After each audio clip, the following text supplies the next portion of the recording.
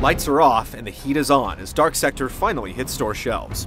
First announced in 2004, this suitably shadowy third-person shooter has been hard at work forging its identity and getting ready to go up against the giants in the genre. But even with the spreading viral mutation and a wicked-looking Disc of Death, Dark Sector is in for a tough fight.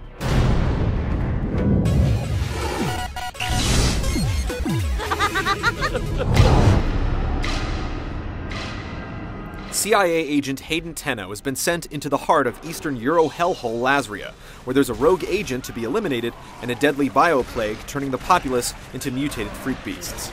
After putting a bullet in his target, things take a turn for the worse as he's infected with the same bug that's destabilized the country.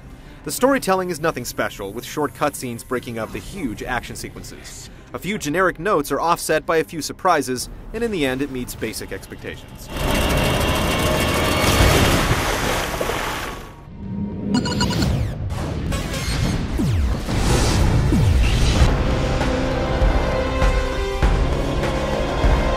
Dark Sector has enough of an identity to be considered an original title, but there's no denying there are a few clear influences.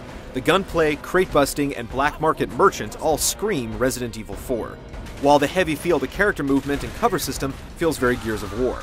You do have a bladed boomerang, the glaive, that grows out of your hand. You can even steer it in slow motion into body parts of enemies using the 6-axis controls on the PlayStation 3. Kinda like the arrows in Heavenly Sword. You'll find numerous ways to off the opposition. The game is focused on the single-player experience broken up into 10 chapters. You shoot and glaive your way through heavy opposition, sometimes taking a break to beat up on your environment using the glaive's ability to absorb fire, ice, and electricity. Larger enemies like plus-size mutants and soldiers in mechanized suits fill the boss and mini-boss roles with varying degrees of success. Hayden grows more powerful as the game progresses, and he'll find money to spend on weapons at the black market and snag metallic cases which hold weapon upgrades you can apply using a very basic power-up system.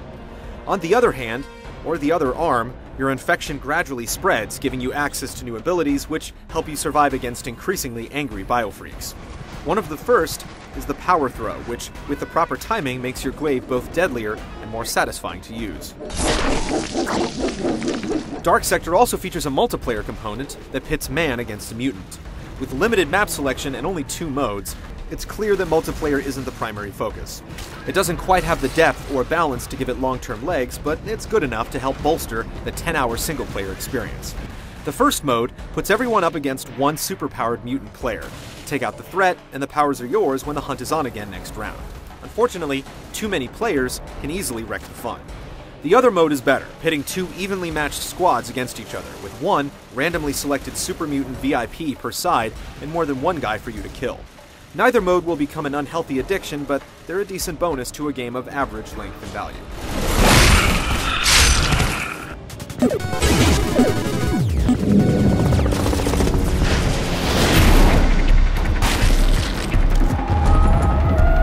Before he had an infected arm and mutant superpowers, Hayden Tenno killed guys with guns.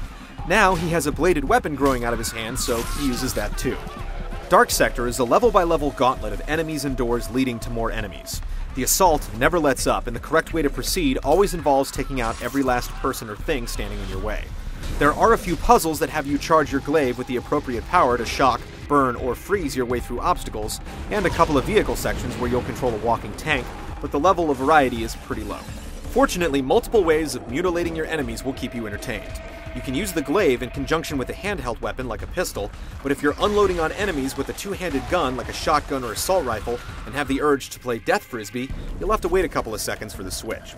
You can also use the glaive to grab an enemy's gun, although the gun will realize you're infected and lock up after a short time. Still, the ability to borrow a gun is a nice touch. You also have access to a close quarters attack, which is disappointingly weak unless you've already weakened an opponent, in which case you can perform a brutal finisher. Still, you'll have no choice but to take on bad guys at range. You'll often find yourself just far enough away that your glaive won't reach, and since you rarely get a chance to swap out your weapons, you can carry one handheld and one bigger weapon at any time, you can find yourself with limited options. Getting close becomes a viable option later in the game when you have access to a bubble shield and several seconds of Inviso power for stealthy movement, which lets you move to a new position and allows for burly surprise kills. One of your last mutations lets you charge your glaive with energy and then blow it up for an area attack. It takes a while for the gameplay to open up, and because of your character's overall slow speed and deliberate turning, it can take a while to get into the swing of combat. Once you do, though, the combat can definitely be rewarding. Just hope you don't run into too many glitches. We certainly did.